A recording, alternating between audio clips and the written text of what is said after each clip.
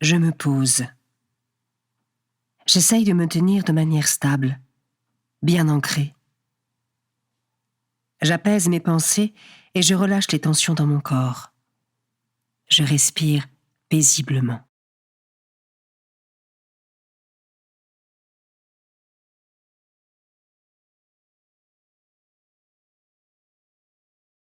Je prends une profonde inspiration par le nez. Je remplis mes poumons d'air.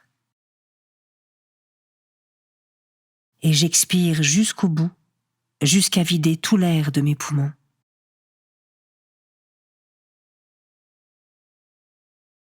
Puis je recommence plusieurs fois, en étant bien présent, bien conscient de ce qui se passe dans mon corps.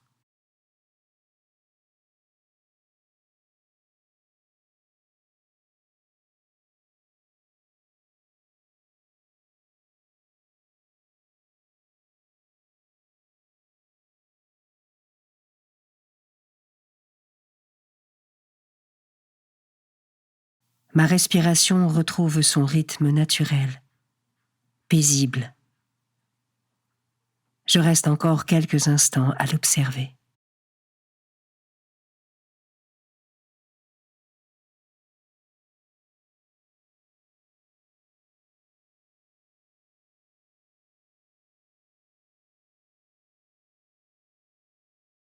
Je me tourne intérieurement vers Dieu.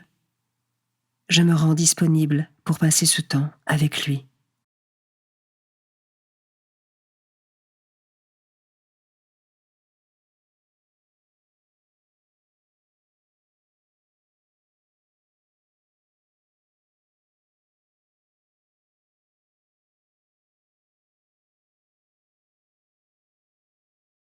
Évangile de Jésus-Christ selon saint Luc, chapitre 1, versets 5 à 25.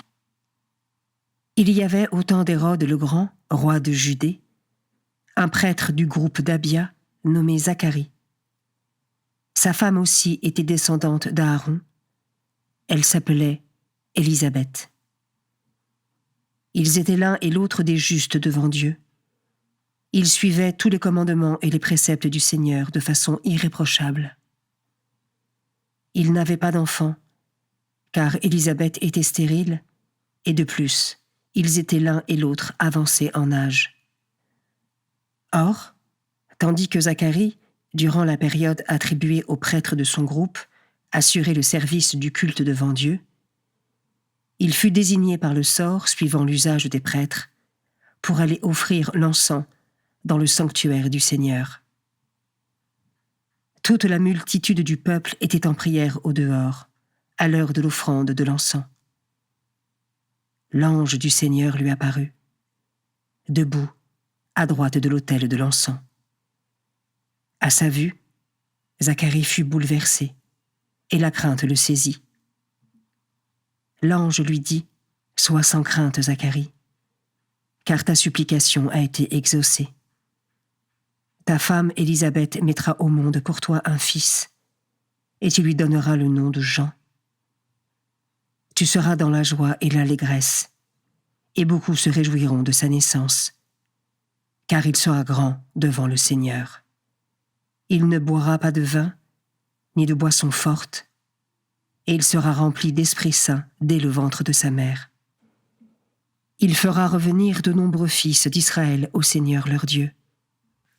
Il marchera devant en présence du Seigneur, avec l'esprit et la puissance du prophète Élie, pour faire revenir le cœur des pères vers leurs enfants, ramener les rebelles à la sagesse des justes, et préparer au Seigneur un peuple bien disposé. » Alors Zacharie dit à l'ange : « Comment vais-je savoir que cela arrivera ? Moi, en effet, je suis un vieillard, et ma femme est avancée en âge. » L'ange lui répondit : « Je suis Gabriel, et je me tiens en présence de Dieu.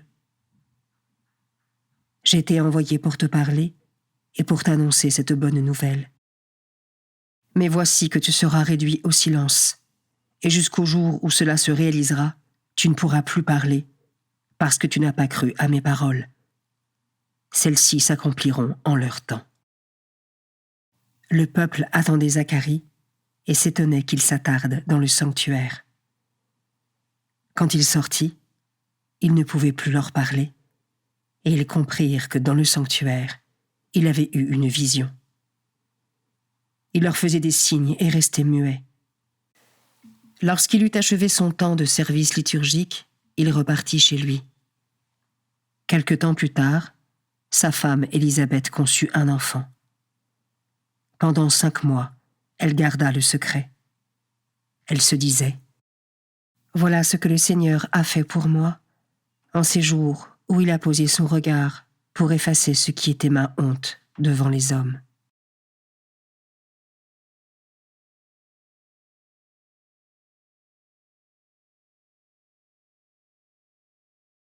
Je commence par méditer ce verset. Ils étaient l'un et l'autre des justes devant Dieu. Ils suivaient tous les commandements et les préceptes du Seigneur de façon irréprochable. Élisabeth et Zacharie sont un bel exemple de fidélité. Malgré l'épreuve, ils ne lâchent rien. Car être privé d'enfants était considéré par les Juifs comme un malheur et une honte. À regard purement humain, il n'y avait plus aucune chance pour qu'un enfant puisse naître de leur union. Pourtant, le couple reste malgré tout fidèle à Dieu et ne se replie pas sur lui-même. Comment est-ce que cela résonne en moi, à travers ma propre vie, mes propres épreuves ?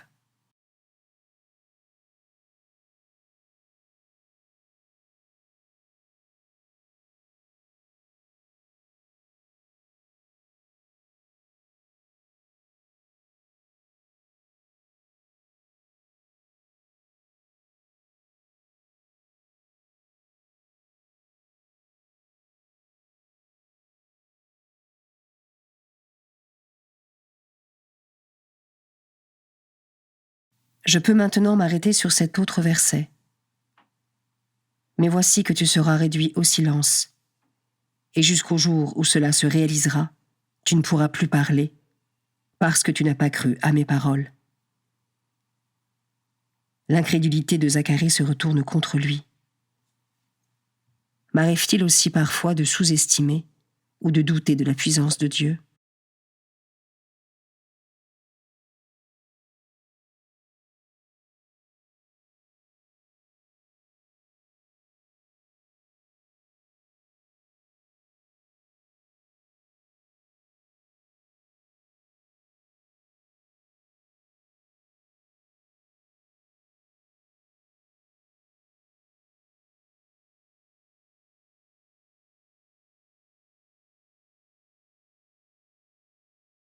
L'Avent est un temps privilégié pour être attentif aux signes que Dieu nous envoie. Je peux terminer cette méditation en priant l'Esprit Saint pour qu'il m'aide à les reconnaître et à me mettre à l'écoute de Dieu.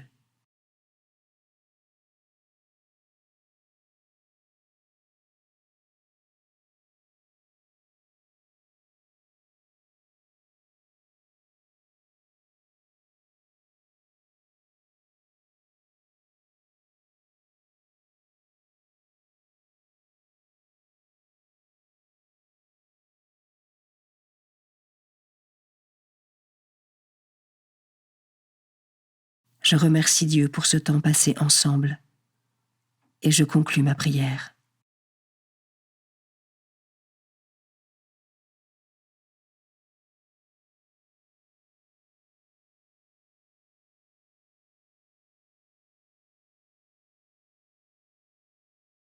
Belle journée et à demain.